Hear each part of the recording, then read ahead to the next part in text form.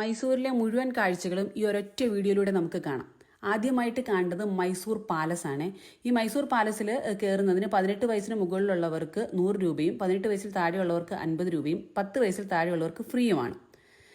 രണ്ടാമതായിട്ട് ഇവിടെ കാണാൻ പറ്റുന്നത് ചാമുണ്ടി ഹില്ലാണ്. ഇവിടെ പോകുന്ന റൂട്ട് ഭയങ്കര രസമാണ്. അപ്പോൾ വെളുപ്പിനെ പോവുകയാണെങ്കിൽ ഒരു 6 മണി ഒരു 5:30 ഒക്കെ ആകുമ്പോൾ പോവുകയാണെങ്കിൽ ആ പോകുന്ന റൂട്ട് ഭയങ്കര മഞ്ഞാണ്, വളരെ രസവുമാണ്. ഇനി നൈറ്റ് ടൈമിൽ പോവുകയാണെന്നുണ്ടെങ്കിൽ അവിടെ നിന്നിട്ട് ചാമുണ്ടി ഹില്ലിന് മുകളിൽ കയറിയിട്ട് സിറ്റി കാണാൻ ഭയങ്കര രസമാണ്. ലൈറ്റിംഗ് ഒക്കെ ആയിട്ട് ഭയങ്കര രസമായിട്ട് കാണാൻ പറ്റും.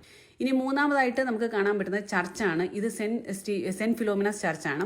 ഇത് ഏഷ്യയിലെ തന്നെ ഏറ്റവും ഉയരം കൂടിയ ചർച്ച്, അതായത് രണ്ടാമത്തെ ചർച്ചാണ്. അപ്പോൾ ഇതും കാണേണ്ട കാഴ്ചയാണ്. ഒരുപാട് ചൂടുള്ള സമയത്തും ഇതിനകത്ത് കയറി കഴിഞ്ഞാൽ ഭയങ്കര തണുപ്പാണ്.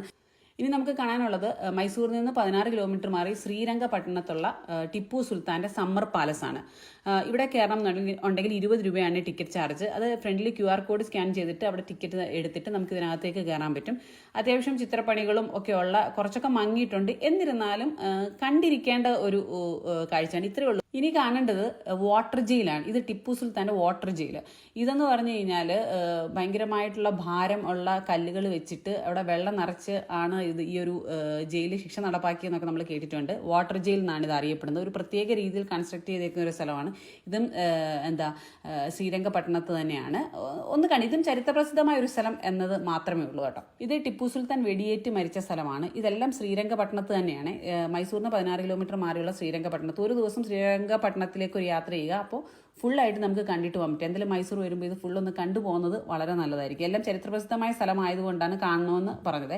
ഇനിയുള്ളത് ഇത് ഗുംബസ് എന്ന് പറയും. ശ്രീരംഗപട്ടണത്ത് തന്നെ ഈ ടിപ്പു സുൽത്താന്റെ ഖബർസ്ഥാൻ ഇരിക്കുന്ന സ്ഥലത്തിന് ഗുംബസ് എന്നാണ് അറിയപ്പെടുന്നത്. ഈ ഭാഗത്തിന് ഗുംബസ് എന്നാണ് അറിയപ്പെടുന്നത്.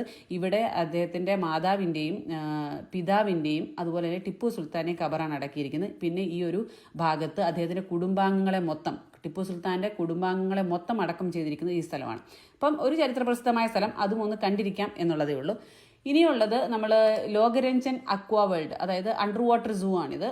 ഇതിൽ ഫിഷുകൾക്ക് നമുക്ക് ഭക്ഷണം കൊടുക്കാം. ഇവിടെ കയറുന്നതിനും 199 രൂപയാണ് മുതിർന്നവർക്ക്. ഇനി 135 സെന്റിമീറ്റർ മുകളിൽ ഹൈറ്റുള്ള കുട്ടികൾക്ക് 149 രൂപയാണ്. ഇനി ഫിഷുകൾക്ക് നമുക്ക് ഫുഡ് കൊടുക്കാൻ പറ്റും. അത് 49 രൂപയ്ക്ക് ഒരു ബോട്ടിൽ വാങ്ങിച്ചു കഴിഞ്ഞാൽ ഇവിടെ കയറാൻ പറ്റും. ഇതൊക്കെ സൂവിനടുത്തൊക്കെയാണ്. മൈസൂർ സൂവിനും മൈസൂർ പാലസിനും ഒക്കെ അടുത്തായിരിക്കും. അതൊന്ന് കാണുന്നത് നല്ലതായിരിക്കും. ഇന്ത്യയിലെ തന്നെ ഏറ്റവും നീളം കൂടിയ ടണലാണ്, അണ്ടർ വാട്ടർ ടണലാണിത്. അപ്പോൾ ഒന്ന് കണ്ടിരുന്നാൽ വളരെ നല്ലതായിരിക്കും.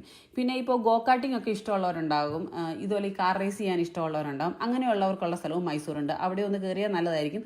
അപ്പോൾ ഗോകാട്ടിംഗ് ഞങ്ങൾ ചെയ്തിട്ടുണ്ടായിരുന്നു. 350 രൂപയുള്ള ഒരാൾക്ക്, അത് നല്ലതാണ്. പിന്നീട് ഇത് എന്ന് പറഞ്ഞ് ഗോകാട്ടിംഗ് ഒക്കെ താല്പര്യമുള്ളവർ മാത്രം ചെയ്യാം കേട്ടോ.